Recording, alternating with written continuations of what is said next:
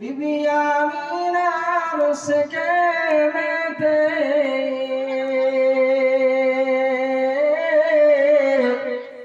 হাশেমি বাগানে ওই আব্দুল্লাহ রে ফুল তুমি কোন কাননের ফুল গো তুমি কোন কাননের ফুল সাল্লে আলা নামটি তাহার ওগো মুহাম্মদ রাসূল সাল্লাল্লাহু আলাইহি ওয়াসাল্লাম জন্মিলেন কুরাইশ বংশে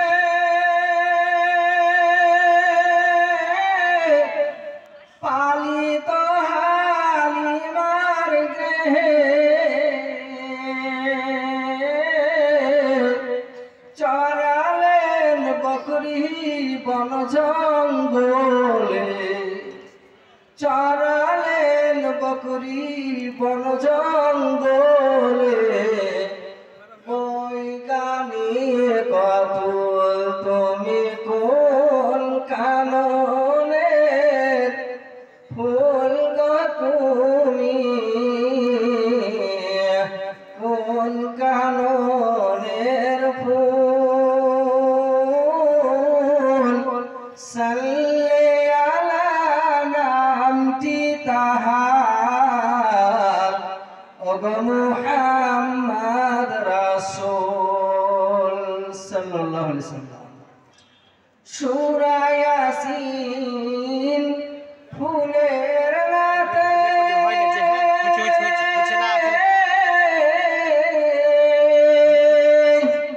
নাযিল হলো মদিনাতে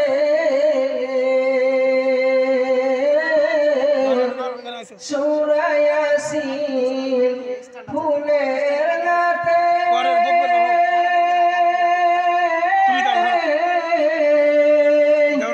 নাযিল হলো মদিনাতে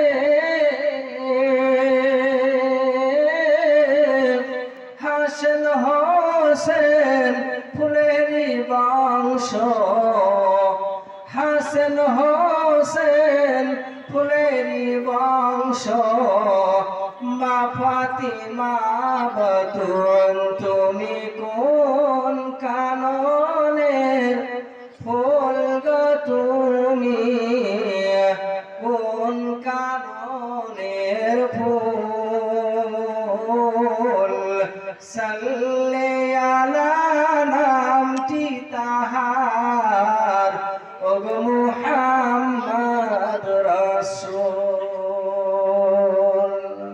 সাল্লাল্লাহু আলাইহি ওয়াসাল্লাম শ্রদ্ধেয় আজকের দিনের এই মহতী জালসার নির্বাচিত যোগ্যতম সভাপতি মহাশয় মঞ্চের ওলামায়ে দ্বীন সামনের শ্রোতা মণ্ডলী বয়োজ্যেষ্ঠ বয়োগ্রস্ত বাবা জীবন সিংহের কচি কাচারা পর্দার অন্তরালের সরলা অবলা মা ও বোনেরা যাবতীয় প্রশংসা গুণগান গুণকীর্তন হামদাসানা স্তুতিবাদ সেই মহান স্রষ্টা রব্বুল আলামিনের জন্য যে আল্লাহ তাবারক ওয়া তাআলা বিনা খুলি খাম্বার দ্বারাতে সত্তাবাক আসমানকে আমাদের মাথার উপরে ঝুলন্ত অবস্থায় ঝুলিয়ে রেখেছে তার জন্য শুকরিয়া স্বরূপ একবার বলি আলহামদুলিল্লাহ। তারপরে পরে আপনার আমার তথাপি সারা বিশ্বের মহান নেতা নবীদের সরদার সৈয়দুল মুরসালিন খাদিমুন নবীয়িন নবী মুহাম্মদুর রাসূলুল্লাহ সাল্লাল্লাহু আলাইহি ওয়াসাল্লামের উপর সর্বপরি শান্তির ধারা বর্ষিত নাযিল হোক আল্লাহুম্মা সাল্লি আলাইহি আল্লাহুম্মা বারিক আলাইহি। মুআজ্জাজ সামিনে কেরাম আজকে আমরা যে জায়গাতে এসে উপস্থিত হতে পেরেছি সেটা হলো নবীজির ফুল বাগান বলুন সুবহানাল্লাহ। আল্লাহ তাবারক ওয়া তাআলার নবী জনাবে মুহাম্মদুর রাসূলুল্লাহ সাল্লাল্লাহু আলাইহি সাল্লাম বলেন যেখানে হাদিস ও কোরআনের কথা আলোচনা করা হয় সেটা জান্নাতের বাগান বলুন সুবহানাল্লাহ। তো এই জান্নাতের বাগানে আমরা আসে এখন পর্যন্ত অনেক মানুষ আমি রাস্তায় গাড়িতে বেরিয়ে আসতে পারছিলাম না। এমন অবস্থা রাস্তাতে যে মানুষ মনে হয় জানো এত মানুষের ভিড় যে সেখানে মানুষ আসছে না আর মাহফিলে লোক আসছে না। সবচাইতে একটা বড় মারাত্মক রোগ হলো আমরা জালসা কমিটির বক্তা সবাই আমাদের একটা ভুল, সেটা হলো যেখানে দিনী প্রতিষ্ঠানের কথা হবে, যেখানে হাদিস কোরআনের আলোচনা হবে, সেখানে নির্ভেজাল হাদিস কোরআনেরই আলোচনা হবে। সেখানে এইরকম ধরনের মেলা খেলা দেওয়ার দরকারটাই বাকি। আর যদি তাই হবে তাহলে আপনার দেশে মেলায় দেওয়া হলো। জলসা দেওয়ার মানে কি? জলসা মানে কি? এর আবিধানিক অর্থটা কি আমাদেরকে একটু বুঝতে হয়। এটা তো আমাদেরকে জানতে হবে যে আমাদের গ্রামে প্রতিদিন জলসা হয়, আপনাদের গ্রামে প্রতিদিন জলসা হয়? হয় না। মাসে একবার হয়? তাও হয় না। বৎসরে একবার হয়। বৎসরে একবার হয়। তাতে বিভিন্ন জায়গা থেকে ওলামায়ে কেরাম তিনারা আসেন। আপনাদেরকে দুটো কথা শোনাবো বলি, কিন্তু দুঃখের বিষয় যে আপনারা সামনে এসে বসেন না। যদি সামনে শ্রোতা না থাকে তাহলে বক্তার বক্তৃতা দিতে মনটাও ভালো করে না। সেহেতু আপনাদেরকে বলছি, যারা এখনো রাস্তায় ঘোরাঘুরি করছেন, এখনো যারা রাস্তাতে ঘোরাঘুরি করছেন, এই মহতি সভাতে এসে বসুন, অশেষ নেকির হকদার হন। আপনার জীবনের কিছু কোনা মার্জনা করে এখান থেকে বাড়ি যান। আল্লাহ আপনাকে এই তৌফিক দান করুন। আল্লাহুম্মা আমিন। আমি আমার আলোচনা এমন একটা বিষয়ের উপরে আলোচনা রাখবো বলে মনে করেছি, যে বিষয়টা আল্লাহ তাবারক ওয়া তাআলা যখন হযরত আদম আলাইহিস সালামকে সৃষ্টি করেছিলেন, হযরত আদমকে সৃষ্টি করার পরে আল্লাহ তাবারক ওয়া তাআলা বলেছিলেন, হে আদম, এই বিশাল জান্নাতটা হলো তোমার, যেখানে খুশি সেখানে যাবে, কোনো অসুবিধা নাই, কোনো বাধা নাই, বিঘ্ন নাই, কিছু নাই। তুমি যা খুশি তা করে বেড়াবে, তুমি এখানে ঘোরাঘুরি করে বেড়াবে। কিন্তু হযরত আদম আলাইহিস সালাম এমন একটা চিন্তায় চিন্তিত হয়ে গেলেন, এমন চিন্তায় চিন্তিত হলেন, চিন্তায় তার মনটা যেন খারাপ হয়ে গেল। তখন কি করলেন? এমন ভাবে মনটা তার খারাপ হয়ে গেছে। আল্লাহ তাবারক ওয়া তাআলা বলছেন, যখন তার মনটা খারাপ হয়ে গেল, আল্লাহ রাব্বুল আলামিন বলেন, ইন্নাহু আলিমুম বিযাতিস সুদূর, আমি মানুষের ভেদের খবর সমূহ জানি। আওয়াজ করে বলুন সুবহানাল্লাহ। আমার মনে যেটা বলা বলি করে, আমার অন্তরে যেটা বলা বলি করে, সেই কথাটার খবর আল্লাহ তাবারক ওয়া তাআলা জানেন। বন্ধুরে আমার, এই রকম ভাবে হযরত আদম আলাইহিস সালামের মনের কথাটা আল্লাহ তাবারক ওয়া তাআলা বুঝতে পারলেন। বুঝতে পারার পরে কি ঘটলো দেখলেন, ওই জায়গায় কি মজার কথা লুকিয়ে আছে। পবিত্র ভাষায় বলছেন, আদম মোদের বাপ বেহেশতে ছিলেন, আপ নারী বিনে পেরেশানি দিলে, সেহুনে গুণের খোদা, সেহুনে গুণের খোদা, হাওয়াকে করিয়া পয়দা, আদমের দিল ঠান্ডা করে।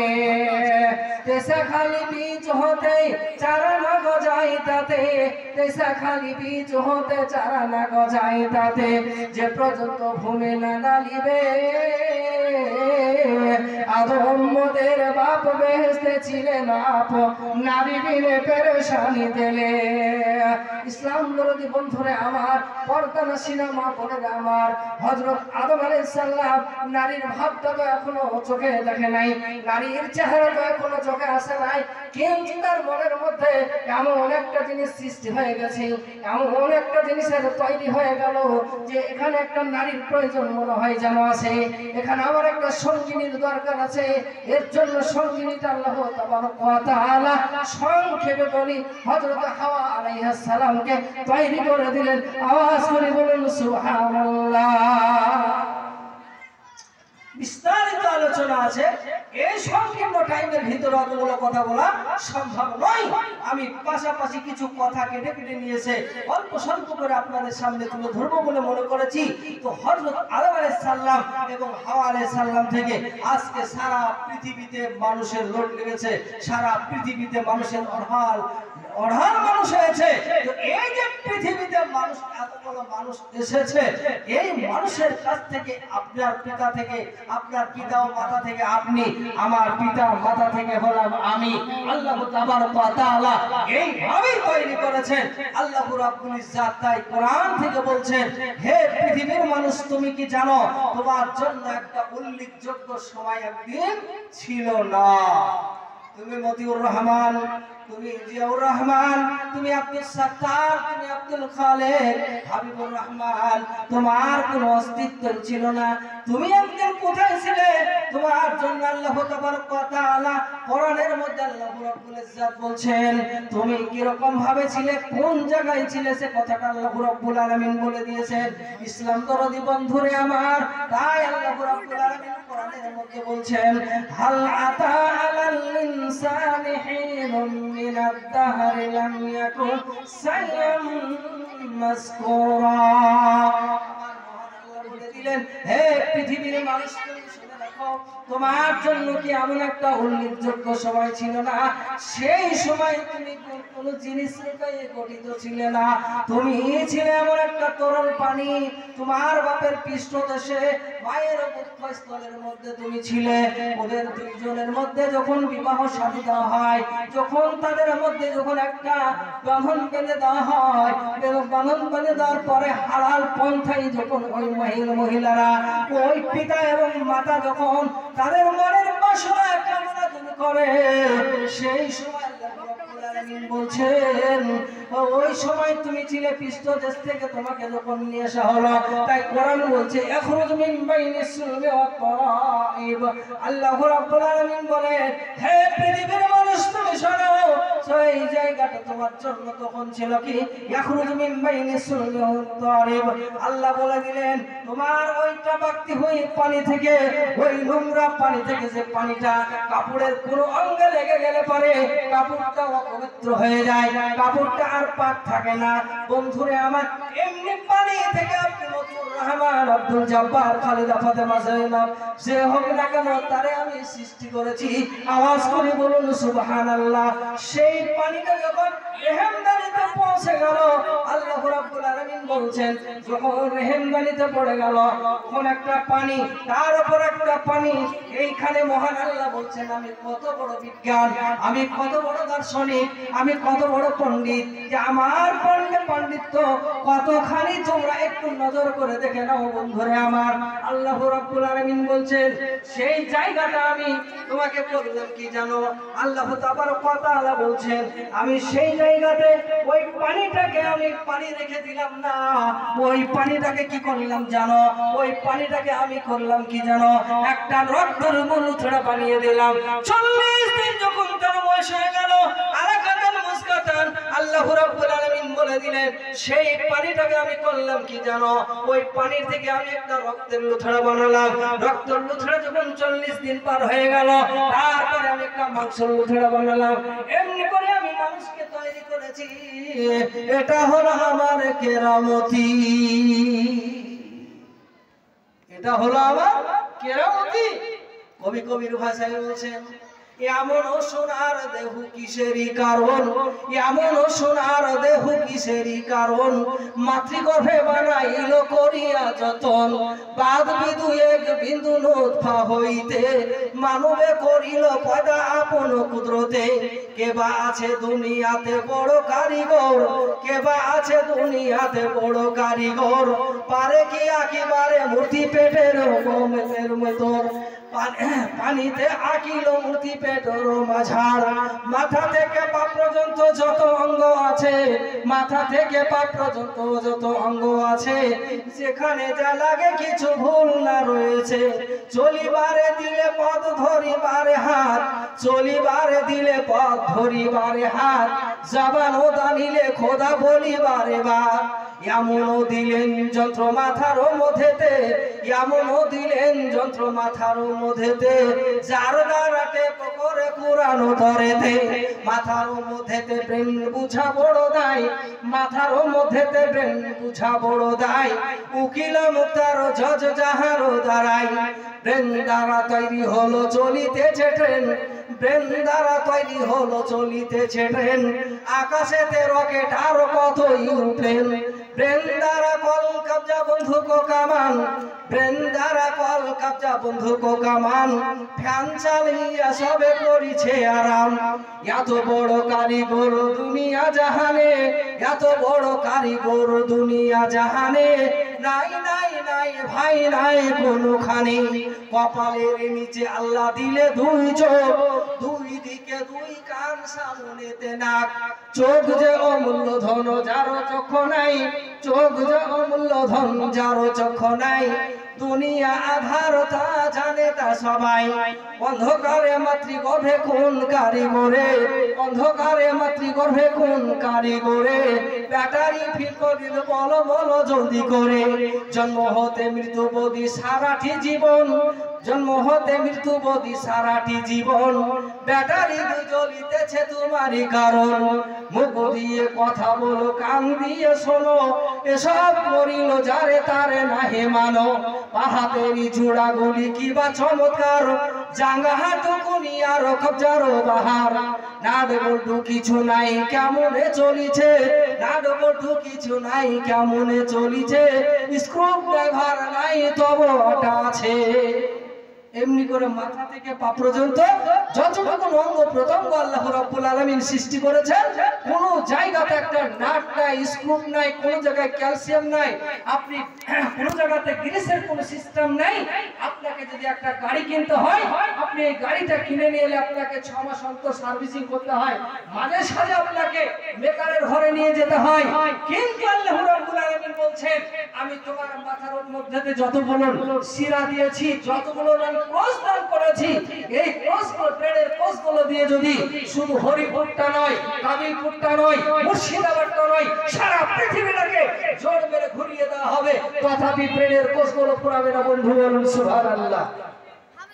এই ব্রেনটা যদি একটু নষ্ট হয়ে যায়, তারের উপরে তারটা যদি একটু চেপে যায়, আমি মতিউর রহমান সভাপতি মহাশয় যে থাকুন না কেন, পায়ের মোজাটাকে খুলবে, খোলার পরে মাথায় নেবে, আর মাথার টুপিটাকে পায়ে বাঁধবে, রাস্তাঘাটে কাগজগুলোকে এমনি কুড়িয়ে এক জায়গাতে জড়ো করবে, ওর কোনো দিক বিদিক জ্ঞান থাকবে না, দিশাহারা হয়ে যাবে।